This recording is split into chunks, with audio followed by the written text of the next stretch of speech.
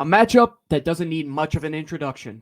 The Wings versus the Star, cheesesteak versus barbecue, one of the best rivalries in all of sports.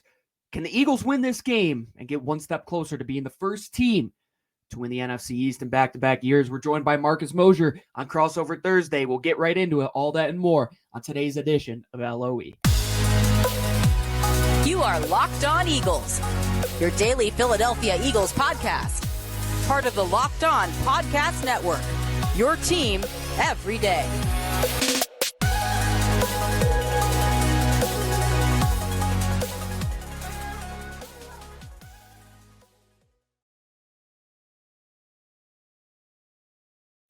Welcome back to the Locked On Cowboys and Locked On Eagles podcast, part of the Locked On Podcast Network, your team every day. We'd like to thank you for making us your first listen of the day. This Crossover Thursday episode is brought to you by PrizePicks, the easiest and most exciting way to play daily fantasy sports. Go to prizepicks.com/LockedOnNFL and use promo code LockedOnNFL, all lowercase, for a first deposit match up to $100. I am your host, Marcus Mosher. You can follow me on Twitter at Marcus_Mosher. We got our guy Gino from Locked On Eagles here. Of course, as always, go follow him on Twitter at GC24_football. Gino, it's Cowboys Eagles. It really doesn't get any better than this, does it? Halloween's over. I'm not a big fan of Halloween, so that's great. And then what's going after Halloween? The best week of the year. It's Cowboys week, as they say in Philadelphia. It's Eagles week, as they say in Dallas. It's the best rivalry in the sport when both teams are good. And I say there's a ton on the line. If you look at some of the storylines going into this game, the Eagles have a bye week next week. If Dallas can gain a game on them and Dallas goes and wins another one next week, this division could be tied in the middle of November. And that's going to be great football. But either way, I think this is a game filled with some star-studded guys on both sides of the ball. We know the history. We know that I would say they're probably two of the top three quarterbacks in the NFC right now. Mm-hmm. And Dak's been there before. Jalen's been there before. You look around, there's not many other guys in this conference right now that have competed in big-time games. So you have to look at these two teams as to be some of the favorites to go and represent the NFC in a couple months from now. We're going to talk about the biggest storylines kind of going into this matchup. But before we do that, I just want to bring something back up from our off-season discussions. Now, I wasn't on this NFC East crossover show where you had all four hosts. There was a consensus that the Eagles are the best team in the division, which is fine. I think that's still true today. But then we got all this stuff about, hey, maybe it's the Giants' year, maybe it's Washington's year, and deep down, everybody on that show knew that it was going to be Eagles Cowboys week 9. That's when we were going to find out who the best team in this division is. I just had to bring that up for our Locked On Cowboy listeners because they were so furious after that show. I'm not one who's going to sit there and say that I said anything otherwise. I said it. I will own it. I was wrong at about 35 seconds into the NFL season. So You guys were right. I mean, the thing that you have to look at, and I overcomplicated it as I always do coming into the season, you're just a couple weeks away and you're overthinking everything. And I'm saying, well, what if the Giants defense does wake up? And I'm like, oh, their quarterback isn't a quarterback. And we realized that just a few minutes into the season. And it makes a ton of sense why Dallas is the way they are. I mean, as much as they're talented. As much as people in Philadelphia aren't fans of the Jones family, they know football, man. Like they put together a good football team.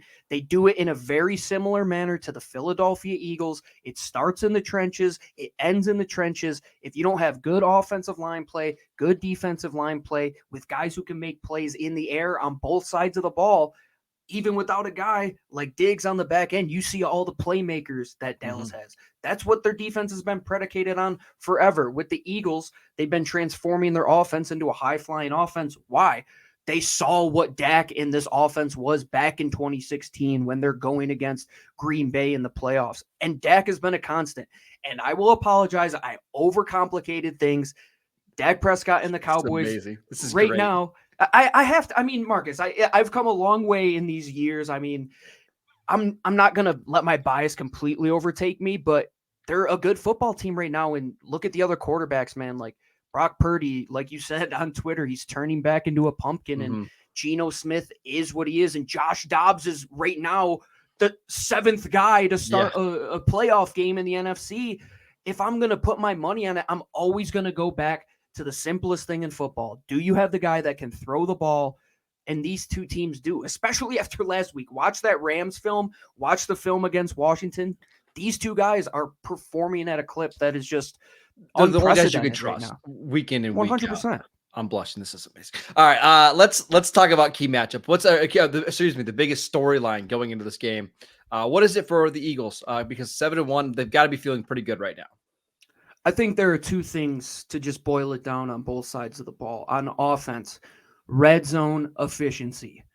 For the first 5 weeks, they were operating at around 44%, which was at 27th or 28th lowest in the NFL. And if you know, when push comes to shove, as the Eagles saw in the Super Bowl last year, if you settle for 3 points in games where you're going against Patrick Mahomes, I said in that Miami game a couple weeks ago to Kyle that if they settle for field goals, it's going to feel like a loss. That's what it's going to feel like this game as well. They've gotten better. They were 3 for 5 last week. They should have been 5 for 5. They fumbled on the 1 and the 3, 1 on the tush push, which was insane that's the way that it had to fail, was because they couldn't get the exchange right. But they've been coming back to earth in that regard. On defense, they can't stop Sam Howell for some reason. The guy turns into Tom Brady. But the thing I equate it to is in the NFC, especially in the NFC East, a lot of these teams have 3 weapons that you have to try and eliminate. Yep. The Eagles haven't done a good job with that. Why has that been? James Bradberry, he doesn't look like his 2022 self. You clearly don't have Chauncey Gardner-Johnson back there like you did last year, making those interceptions. They've lost the turnover battle the last 3 weeks. Can they stop Dallas and an offense that they took advantage of the Rams, who had very similar problems? Yep. But they're a much more talented team. Do I expect them to get back to the mean, get back to the average? I do, but that's one of those things coming into this week. Can Dak just pick up where he left off last week? I looked at that tape, and I'm saying, man, those are areas that the Eagles gave up last week to Washington. And Dallas has a similar group of wide receivers. And on the Dallas side of things, have you closed the gap on Philadelphia at all? We know that the Cowboys are excellent at home. They've won their last 11 home games. They're really good at not letting bad teams hang around, especially at home. You saw the Rams game. Like, that game went from, I believe it was 10-3 to 26-3 in 10 snaps. 10 snaps. That's how fast things snowballed for them. But now it's the Eagles. Have you closed the gap at all this offseason? Now, we didn't get to see the Cowboys and Eagles at full strength in either the game last year because Dak missed the first game. Jalen Hurts missed the second game. How similar are these teams, or are they different? Is Philadelphia just a full step better than the Cowboys? Obviously, that Dallas did not measure up well against the 49ers in week 5. It's a big game for Dallas because if they struggle and lose this game, or it's not competitive at all, there should be no faith that they can compete in the playoffs. But if they are able to hang with the Eagles and upset them, then maybe you believe, hey, we could grab the number 1 seed. We could be the number 1, number 2 seed and make some damage in the playoffs. It's a big, big game for Dallas. I said that on my show yesterday, Marcus. That's so funny you brought that up. Is it almost a must-win for both teams to the extent of seeding come down the line? Because this team, you're going to get the tiebreaker on the road, and then that only favors Dallas going back to Dallas in that second matchup. Yep. Would you want to, if I'm the Eagles, have to go and play Dallas twice late in the season? No, I remember 2009. I don't want that exact thing back-to-back again. weeks. Oh, trust me, there was the most obnoxious Cowboys fan. He would bring in white rice and chicken. He thought he was a bodybuilder in 10th grade, and he would always that year was insufferable. But back to the point, if you're looking at from the Eagles' perspective, that bye week next week is big to get healthy, but it also is a disadvantage. You're not playing. You cannot gain anything in the standings, but Dallas can. So if they give up this game, like I said earlier, and then Dallas can get right back into it, you're tied going into the middle of November, and the schedule for the Eagles gets tough. They got to go play the Chiefs after the bye. They play the Bills. They play San Fran. We're going to play Dallas again. This is a game where it's not a must win. Obviously, both teams will probably make the playoffs, But seedings and tiebreakers, we know how that can make or break, especially now that there's only one team that is guaranteed to get a bye and guaranteed to host 3 playoff games if they win out. Which matchups are we the most excited to see on Sunday afternoon? We will get to that next. CeeDee Lamb versus Darius Slay, AJ Brown versus any defense. Those matchups will make you salivate. You know what else will make you salivate? DoorDash. I use it way too much, Marcus. I don't know about you. I wish I was in Philadelphia still because there's plenty of restaurants on there that I love when I go and visit. I get my steaks from De Rossi's. I get my pizza from Santucci's. I don't know about you in Dallas, but when I'm around the Fort Worth area, there's some prime barbecue spots. 24/7 tacos. Absolutely fantastic out in Arlington. Oh, I'm going to check that out next time I'm down there for CGS. But if you want to take advantage of DoorDash today and the offer we have here at Lockdown, all you have to do, take your phone, download the DoorDash app, or go to DoorDash on your computer, and you'll get 50% off up to a $10 value when you spend $15 or more on your first order. All you have to do, put in that promo code LOCKED23. That's LOCKED 23. And once again, you'll get 50% off up to a $10 value when you spend $15 or more. Spending money is easy and eating food is even easier. Why not save both and get some DoorDash action today by downloading that app? Football season is here, and Locked On is kicking up our coverage with Locked On NFL Kickoff Live. Each Friday, Locked On will go live at 2 p.m. Eastern on every Locked On NFL channel. Host Tanitra Batiste, Jarvis Davis, and Kyle Krabs will break down every game on the NFL slate to get you ready for your team's matchup, your fantasy lineups, your betting angles, and so much more. Plus, get the in-depth local analysis from our stable of NFL hosts across the country who know these teams better than anyone else. Find Locked On NFL Kickoff Live every Friday at 2 p.m. Eastern on any Locked On NFL YouTube channel. All right, Gino, let's talk about some of the big matchups in this game. And man, there's some good ones. Whether you want to pick the receivers against the corners, Lane Johnson against Micah Parsons, which one is going to have your eye on Sunday? I think we can just perpetually say the one that we always want to see, and that's Zach Martin versus Fletcher Cox. But there's a new contender I want to see. It is Zach Martin versus a fully healthy Jalen Carter, who for the first time since I think it's the last 2 weeks, he was off of the injury report, a full participant today in practice.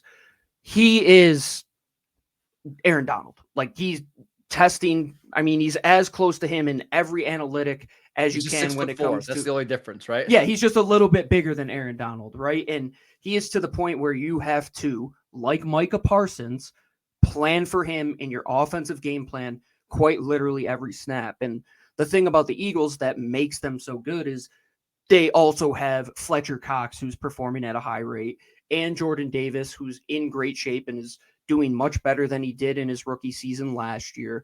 And then you have the edge rushers. But behind that, that's where things get a little testy. But up front, we all know it comes down to that. Can the Eagles affect the interior of that offensive line?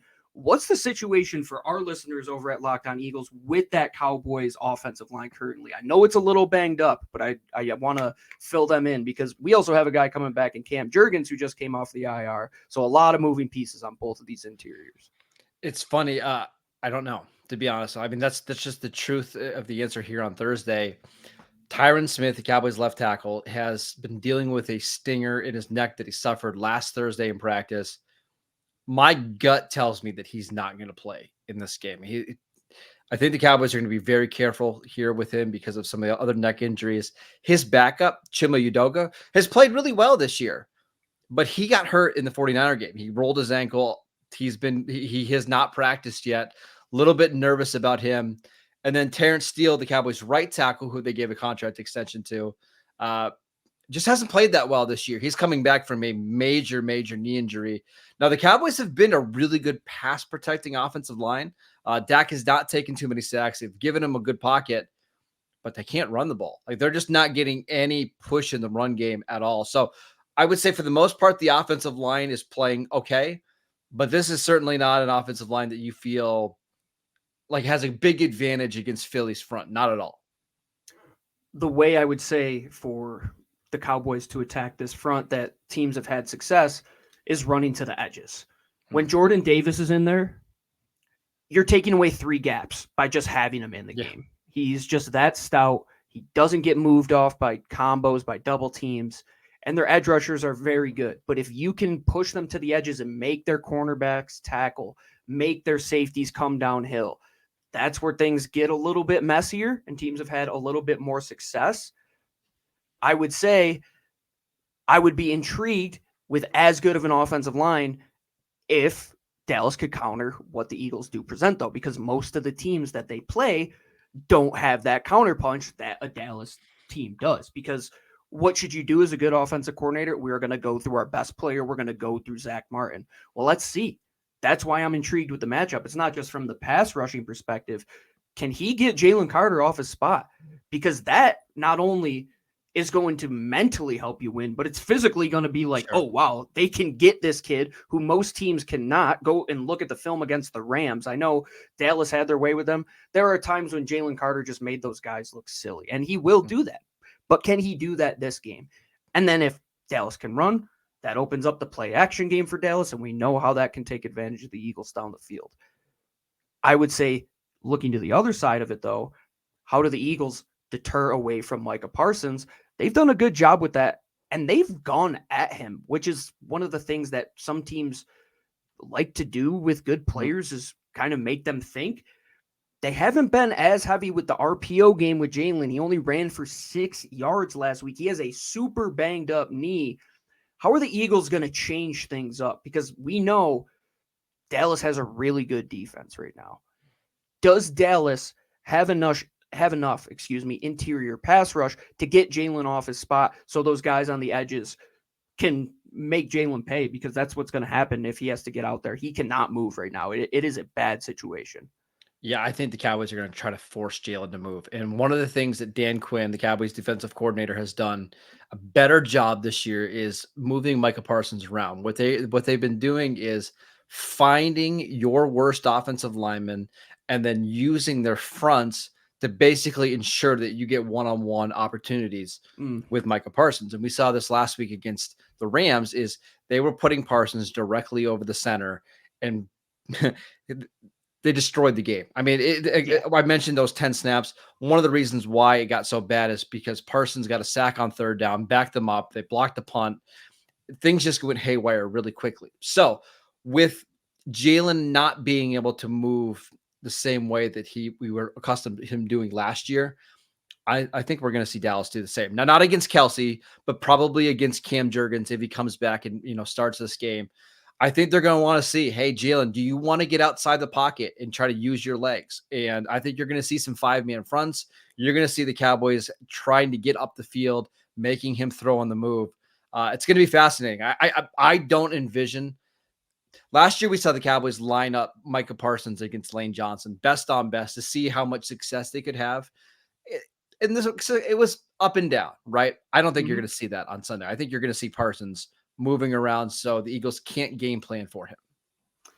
Even if Cam does come back, I don't expect him to be 100%. If he isn't in the game, it's going to be Sua Opeta, who also was limited in practice. So that's one thing that you're going to have to look at. And the best matchup right now, in my opinion, is Micah Parsons versus the best positional coach in all of football, Jeff Stoutland, who is the run game coordinator. That's really what it's going to go through. Are we going to run away from him? Are we going to go to him?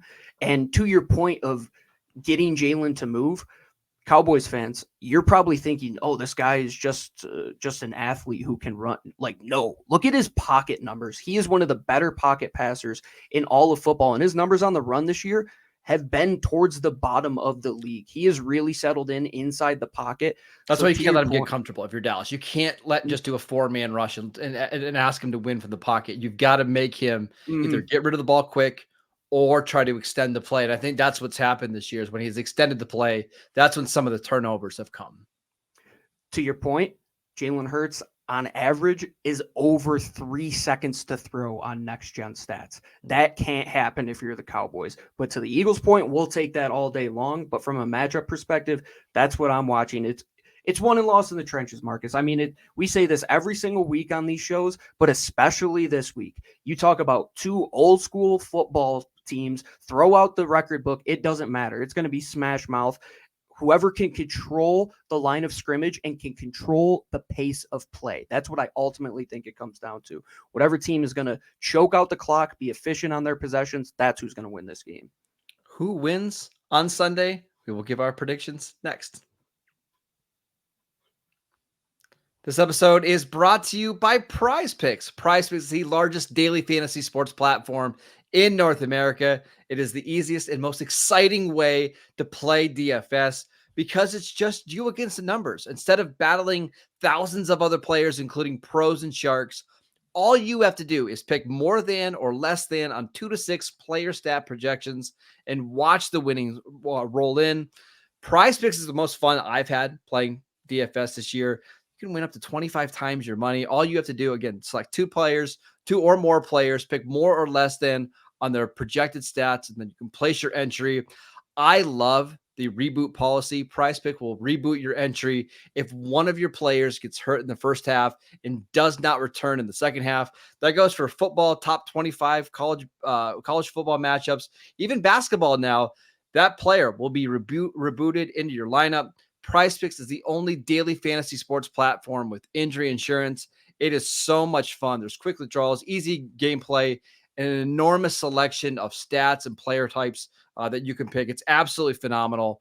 Again, all you have to do is go to prizepicks.com/LockedOnNFL and use promo code LockedOnNFL for a first deposit match up to $100. Again, go to prizepicks.com/LockedOnNFL and use promo code LockedOnNFL for a first deposit match up to $100.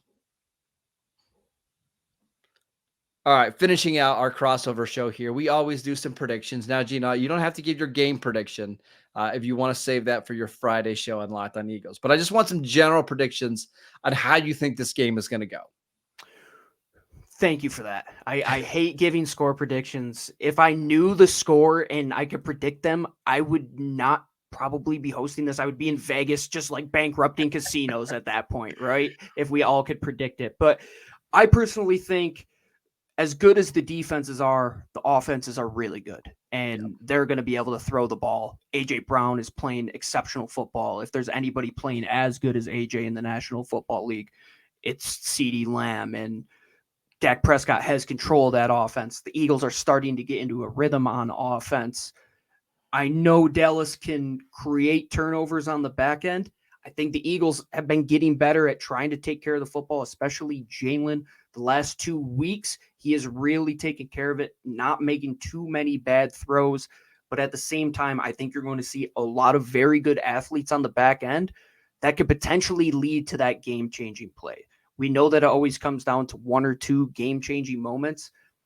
Let's say right before halftime, one of the 2 teams is driving and one of those teams gets a pick or gets a fumble. I think the turnover battle is going to be huge.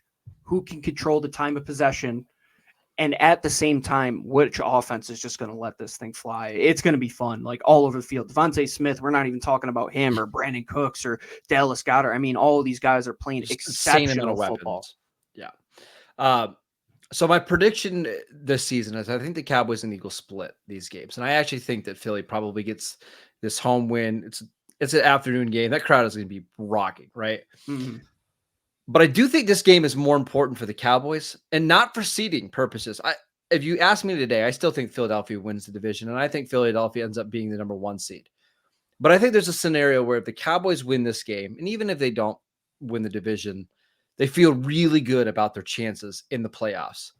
I think that 49ers game rocked them a little bit. I think it took away some of their confidence, just not being able to compete with the 49ers at all. If they win this game, I think it changes the trajectory of the season. I think all of a sudden they really believe we get into the playoffs and we get matched up with Philadelphia, we're going to be fine, whether it's at home or on the road. If they lose, I wonder, none of the wheels are going to fall off, but if it's like, okay, same story as last year, we're going to be 12-5. We're going to probably have to play on the road in round 1, and that's probably as far as we'll go after winning that game. So I kind of think it's a bigger game for the Cowboys, but I think I'm going to predict the Eagles to win this one. I think the split is always safe, and these teams end up always flopping. Like if it's the Eagles winning in Dallas, it'll be Dallas winning in Philly, and it's just one of those things that they're so evenly matched, and they know each it other so is. well. That's why you always have to say throw out the record books, right? Yep. And to your point about it being a very important game for Dallas, I mean, how big is that in the grand scheme of the NFC, with Seattle having 5 wins and Detroit just getting their 6th win and San Fran being as good as they are? It's a lot better than I think most people had expected. And if the Eagles can get that win, I think it just, for them, it's just business as usual. But if they lose, and if it's close, I think all things considered, it's an NFC matchup, NFC East matchup. You were close with Washington twice. Yeah, you'll get over it. But if the Eagles don't show up in the middle of the afternoon, right before their bye week, it's almost summer vacations on the horizon and we can get healthier. Like, let's throw everything at them. That's a real wake-up call for who you are as a football team. And there have been questions at times. I mean, they've had slow starts and they've had sloppy stretches of play. They haven't been this perfect team that I think a lot of us were accustomed to in 2022. But now it really comes down to hunkering down and taking care of the division. Can you be the first team to go back-to-back in the division since forever ago? It's going to have to come down to this game. Because like I said, I keep going back to it. The Eagles don't play next week. To have the opportunity to give Dallas the chance to make up 2 games over the next 14 days is not something you want. As Nick Sirianni being the head coach, you don't want the media to start asking questions for the next 2 weeks. Not us here at Locked On Eagles, but the talking heads in Philadelphia. Sure. Yeah, it'll get really messy. But when it's all said and done, Marcus, I know that comment I said about the Giants was definitely dumb. But I mean, I'm looking at all of these teams in the NFC right now. And like you said, if Dallas wins this, that matchup in the playoffs might be one of the better games we see. And I don't know who's going to win it. But when it's all said and done, these 2 teams are set up well. Why? They have 2 good coaching staffs and good quarterbacks and good line play. And I just love good football. And I'm not going to sit here and tell you just because of the jersey that I hate the guys. Like Micah Parsons is really good. And a lot of people in Philadelphia love Micah Parsons because he went to Penn State. So I get it. There's definitely the rivalry, but it's good football, man. I'm never going to complain. You mentioned what the Cowboys could potentially do if they win this game. Their next 3 games: home against the Giants, at the Panthers, home against the Commanders on Thanksgiving. You win this game, all of a sudden you could be staring at 9-2. Mm-hmm. And the schedule gets really soft for the Cowboys before they play the Eagles on December 10th at Dallas on Sunday Night Football. There's a window open for the Cowboys, but they've got to go out there and take it. This is a big game, and it always is. Cowboys Eagles, It's always a big game in the middle of the year. I always love doing this crossover show. It's so much fun. Go check out both the Locked On Cowboys and the Locked On Eagles podcast wherever you get your podcasts. We post shows on our YouTube channels every single day. Go follow Gino on Twitter at GC24_football. I'm at Marcus_Mosier. Gino, enjoy the game, and I cannot wait to talk to you here in another month. We'll see how it goes. Best of luck to both teams, but as always, fly, Eagles fly. Go Cowboys, baby.